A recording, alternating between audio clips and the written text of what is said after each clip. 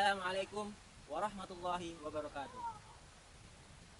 Innal hamdalillah nahmaduhu wa nasta'inuhu wa nastaghfiruh wa na'udzu billahi min shururi anfusina wa min sayyiati a'malina. May yahdihillahu fala mudhillalah wa may yudhlil fala hadiya lahu. Asyhadu an la ilaha illallah wahdahu la syarikalah wa asyhadu anna Muhammadan abduhu wa rasuluh. Jamaah yang dimuliakan Allah Subhanahu wa taala. Dalam penggalan ayat Al-Qur'an surah Al-Imran ayat 134, Allah Subhanahu wa taala berfirman, A'udzu billahi minasyaitonir rajim.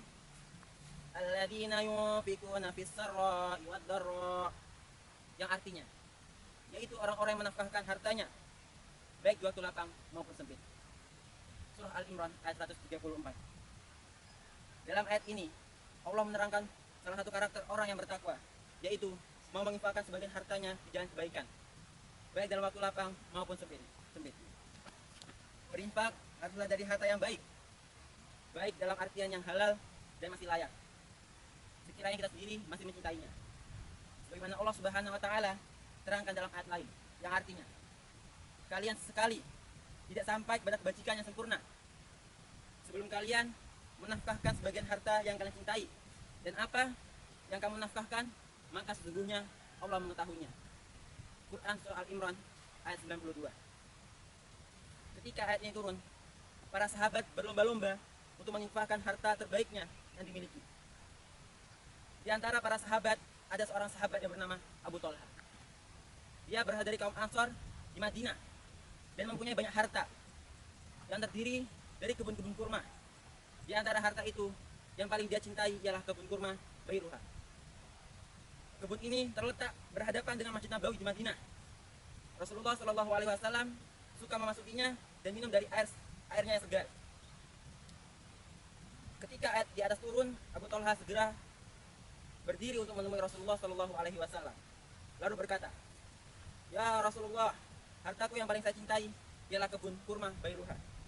Sesungguhnya kebunku ini saya sedekahkan untuk kepentingan agama Allah Subhanahu Wa Taala.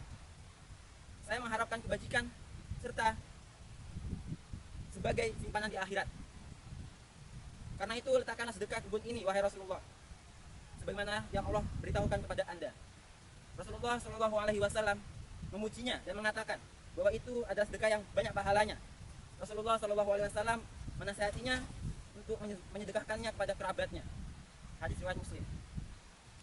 Kaum muslimin yang berbahagia, banyak di antara kita yang menginfakkan harta karena terpaksa karena sudah tidak layak dipakai, sudah ketinggalan model, sudah tidak muat, atau sudah kadaluarsa. Cara berinfak semacam itu mencerminkan sejauh mana rasa cinta kita terhadap harta. Padahal sebenarnya harta yang kita miliki adalah yang kita telah infakkan kepada Allah. Adapun lain ada sekedar titipan yang akan dibagikan kepada para ahli waris. Apa yang kita infakkan itu pula yang akan kita dapatkan kelak di akhirat. Oleh karena itu, dalam surah Al-Baqarah ayat 267 Allah menjelaskan yang artinya, dan janganlah kamu memilih yang buruk-buruk lalu kamu menginfakkannya, padahal kamu sendiri tidak mau mengambilnya, melainkan dengan memincingkan mata terhadapnya. Dan ketahuilah Allah Maha Kaya lagi Maha Terpuji.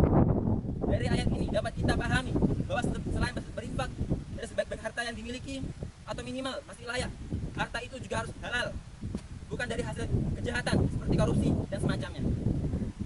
Sebagaimana sabda Nabi, sungguhnya Allah itu baik dan tidak menerima kecuali yang baik dari harta yang halal. Hadis riwayat Muslim. Masyiral muslimin rahimakumullah. Gemar berinfak dan bersedekah selain menjadi salah satu karakter orang yang bertakwa, juga terdapat keutamaan yang sungguh luar biasa. Antara lain, Al-Quran menyebutkan pahala sedekah dilipat gandakan sampai 700 kali. Bisa menghapus dosa, membersihkan dan menyucikan harta, menyembuhkan penyakit kejiwaan, dan memudahkan kesulitan. Akan didoakan malaikat dan dihindarkan dari bala, serta disembuhkan dari berbagai penyakit. Dan yang terakhir, agar sedekah dan infak kita tidak sia-sia, maka perlu kita jaga keikhlasan dan menjauhkan diri dari riya, mencari popularitas dan menyakiti hati orang yang kita beri, sebagaimana disebutkan dalam Al-Quran surah Al-Baqarah ayat 261. Cukup sekian dari saya. Wassalamualaikum warahmatullahi wabarakatuh. warahmatullahi wabarakatuh.